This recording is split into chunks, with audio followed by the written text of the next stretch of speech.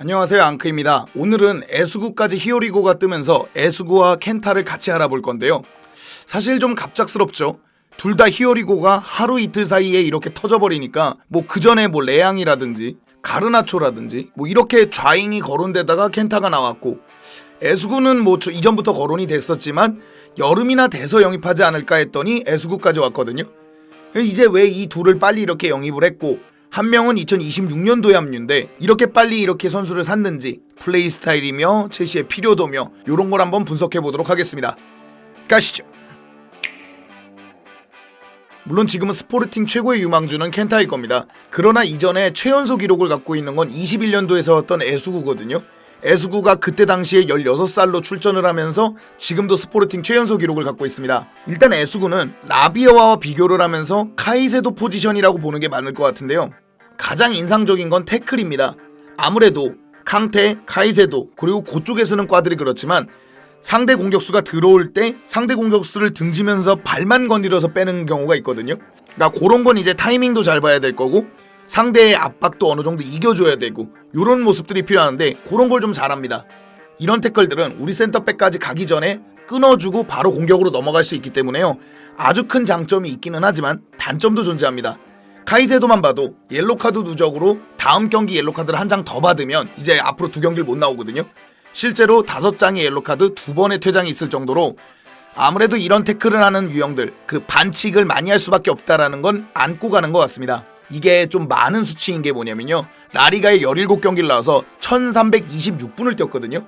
그러니까 주전보다는 준주전 내지는 스쿼드 자원으로 활용이 됐는데, 그것 치고는 정말 퇴장도 많고 옐로카드도 많은 것 같습니다. 물론 라스팔마스의 수비가 불안하다는 것도 있습니다.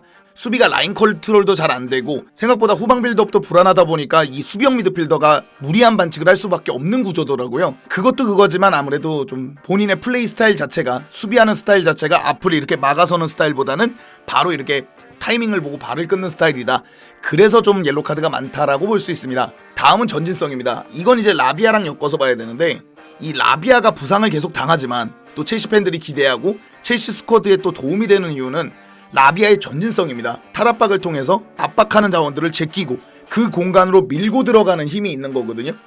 이거는 엔조 카이세도보다는 더 좋을 때가 있었다고 생각합니다. 첼시에 있었지만 과르디올라가 코바치치를 원해서 데려간 이유도 이런 것이고, 마레스카가 시즌 초에 라비아와 카이세도를 중용하려고 했던 움직임도 바로 이런 것이라고 생각합니다. 지금 제가 보는 에스구는 카이세도와 캉테 그 어딘가에 있는 것 같습니다. 최근에는 이 역할을 쿠쿠레아가 해주고 있죠. 좌측 수비도 보고 있지만 공을 끊었을 때 2선까지 전진해서 본인이 슈팅을 하든가 연계를 하든가, 그러니까 라비아가 해줬어야 될 역할을 아예 쿠쿠레아가 해주면서 공수에서 정말 큰 활약을 하고 있죠.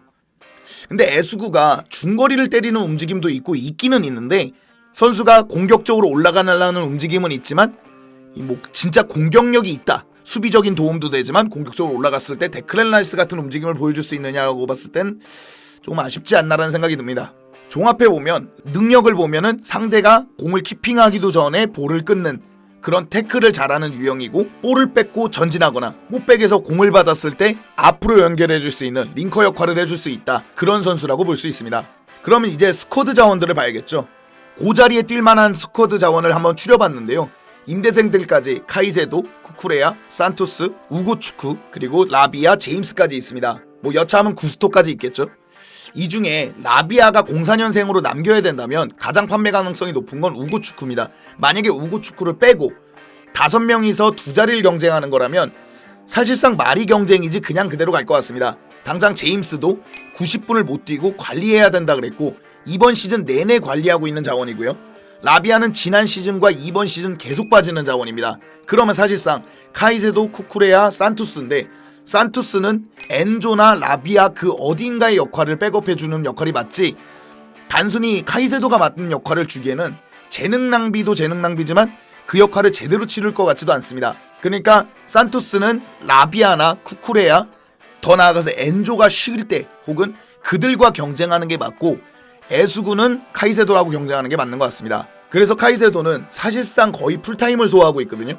제임스가 나와도 카이세도, 쿠쿠레아가 나와도 카이세도, 이런 식으로 계속 풀타임에 가까운 경기를 소화하고 있는데, 다음 시즌은 챔스도 있기 때문에 카이세도의 로테이션은 꼭 필요하거든요. 그래서 그런지 몰라도 몇몇 기자들은 에스구가 바로 직전감으로 들어올 것이다, 그러니까 즉시 전력감으로 들어올 것이다 라고 판단하기도 하고 있습니다. 여기서 저는 에스구가 PL 적응만 잘해줄 수 있다면 스쿼드 자원으로 전 나쁘지 않을 거라고 생각합니다. 더 점점 자라나는 자원이기도 하고 생각보다 가진 툴도 제법 있는 자원이라고 생각을 해서요, 카이세도 못지않게 괜찮은 자원이 될 수 있지 않을까라는 생각도 해보면서 에스구의 평가를 마무리하도록 하겠습니다.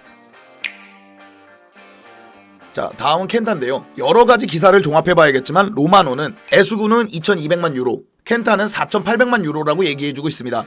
유망주치고는 정말 높은 금액이지만 스포르팅이 처음 내세웠던 금액에 비해선 재임대가 돼서 그런지 몰라도 가격은 많이 내려갔습니다. 재임대를 하다 보니까 2026년 합류인데요, 첼시가 재임대까지 줘가면서 여름 이적 시장도 아닌 지금 당장 영입을 한 이유가 뭐가 있는지 한번 알아봤습니다. 일단 지금 당장 스포르팅 주전입니다. 출전 시간 자체가 2위에 속하는데요, 첫 번째로는 범용성이 좋습니다. 예를 들어 우측만 가능하고 좌측만 가능하던가 아니면 윙어 빼고는 딴 거를 못하는 자원이라면 07년생 켄타는 이 정도 나오진 않았을 것 같습니다. 근데 켄타 같은 경우에는 요즘엔 좌잉도 많이 보고 3백을 쓰면 윙백도 쓸 수 있고 어쩔 때는 세컨톱, 4사이에선 세컨톱까지 가주거든요.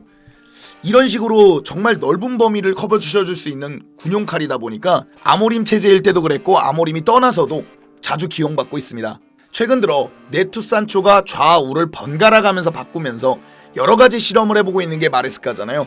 여기서 스위스 군용칼이 들어와 줄 수 있다면 2026년까지 스포르팅의 경험치를 많이 먹고 들어온다면 켄타도 스쿼드의 중요한 자원이 될 수 있다고 생각합니다. 그래서 저는 첫 번째 장점이 범용성이라고 생각합니다.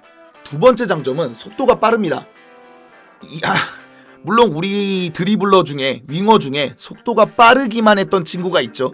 지금은 쉬고 있는 그 친구가 있는데 아무튼 그 정도 급은 아닙니다. 무드릭은 진짜 말도 안 되게 빠른 거고 켄타는 속도감이 있는 드리블을 치고 확 밀고 들어가는 움직임이 있기는 있습니다. 덕분에 윙백 체제라는 것은 윙으로 올라갔다가 돌아와서 수비도 하고 이 3백 요원에서 윙백은 이 공수 전환이 굉장히 빨라야 된다고 생각하거든요.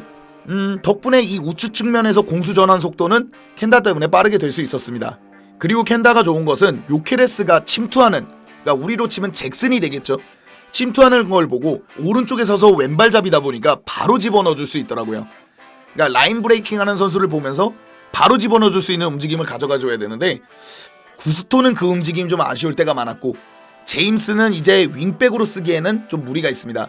그러니까 이 공격 가담, 빠르게 올라가서 크로스를 올려주든지 드리블을 쳐준다든지 아니면 공격수 움직임을 모르고 빠르게 집어넣어줄 수 있는 자원이 필요한데 켄타는 그게 가능한 것 같습니다. 물론 요케레스의 라인 브레이킹이 좀 좋은 것도 있습니다. 그리고 크로스가 꽤 정확합니다. 그러니까 제가 경기를 보면서 느끼는 건데 물론 크로스가 다 들어가는 건 아니지만 낮고 빠른 크로스도 잘하는 편이고요. 얼리 크로스도 꽤 괜찮은 편이라서 조금만 가다듬으면은 충분히 이거를 하나의 옵션으로 써먹을 수 있겠다. 우리도 뭐 잭슨으로만 가는 게 아니라 페널티 박스 내에서 경쟁이 가능한 공격수를 데리고 온다잖아요. 그러면은 충분히 이용해 먹을 수 있는 옵션이겠다라는 생각도 했습니다. 특히 좌측으로 나왔을 때 크로스가 괜찮거든요. 근데 이제 속도가 빠른 드리블러들은 뭐 기본적으로 기복이 없을 수는 없습니다. 아무리 잘하는 드리블러라도 상대가 내려앉을 수도 있고 본인 컨디션이 안 좋을 수도 있고 그러니까 여러 가지가 복합적으로 있는데 뭐 켄타도 마찬가지입니다. 풀리는 경기에서는 툭 밀고 들어가서 수비를 완전히 뭉개시키는 경우도 있지만 간혹 공을 잡았을 때 템포를 너무 잡아먹는다든지 쓸데없는 드리블로 공을 뺏길 때도 있거든요. 이런 거는 이제 나이를 먹어가면서 경험이 쌓이면서 고쳐야 될 부분이라고 생각합니다. 멀리 볼 것도 없이 마두에케하고 도쿠를 보면 요번 브라이튼전의 도쿠도 정말 많은 드리블을 통해서 뚫어주기는 하지만 그 드리블을 이제 공격 마무리까지 이어가지는 못하거든요. 요런 거는 시간을 갖고 고쳐나가야 될 부분이라고 생각합니다. 이제 개인적으로 제 생각을 얘기하자면 둘 다 좋은 영입은 맞는데 에스구 영입이 좀 더 좋은 것 같습니다. 그러니까 미드필더는 이제 그만 사야지 하면서도 앞서 말씀드린 대로 우고 축구가 남지 않는 한은 제임스와 라비아는 불안하고 한 시즌 38라운드를 소화할 거라는 생각이 좀 적게 들지 않습니까? 그리고 카이세도하고 쿠쿠레아는 이제 만약에 챔스를 나가게 된다면 분명히 쉬어줘야 되는데 지금도 이 둘이 계속 갈리고 있지 않습니까? 카이세도는 컨퍼런스도 못 쉬고 나오고 있으니까 이런 거 생각해 본다면 산투스는 또 카이세도 역할을 거의 못 맡아줄 거고 에스구 같은 선수가 들어와서 원활한 로테이션 내지는 경쟁을 붙여줄 수 있다면 전 분명 도움이 될 거라고 생각하고 금액도 긁어봄직하다고 생각합니다. 켄다의 영입도 좋다고 생각하지만 뭐 많이들 말씀해주신 대로 2026년까지 첼시가 윙어진을 영입을 하든 내보내든 잘 교통정리를 한 다음에 켄다가 들어오는 거라서요. 이 친구는 지금 이대로 그냥 쭉 잘 자라줬으면 좋겠습니다. 사실 유망주의 영입은 그만했으면 하는 분들도 있고 여전히 그 프로젝트대로 한번 밀어보자 하시는 분들도 있는데 그 여름 이적 시장에 어느 정도 마레스카의 2년차를 대비하는 영입들이 있다면 베테랑까지는 바라지도 않더라도 경험이 좀 많은 한 24에서 27이 온다면 당연히 좋다고 할 수 있을 것 같습니다. 당장의 켄타가 2026년에 들어오는데 다음 시즌도 우리에겐 존재하지 않습니까? 이 시즌을 보내고 교통정리를 하고 켄타가 들어오는 것과 그냥 단순하게 2026년에 들어오니까 또 이 시즌 버텨보자는 되게 다른 문제잖아요. 첼시가 좀 올바른 방향으로 좀 잘 프로젝트를 설계했으면 좋겠습니다. 히어리그가 2개가 나와서 이렇게 영상을 만들어봤는데요. 앞으로도 이런 분석 영상으로 여러분들을 찾아뵙도록 하겠습니다. 오늘 영상 여기까지고요. 즐겁거나 유익하셨거나 도움이 되셨다면 당신의 구독을 기다립니다. 감사드려요.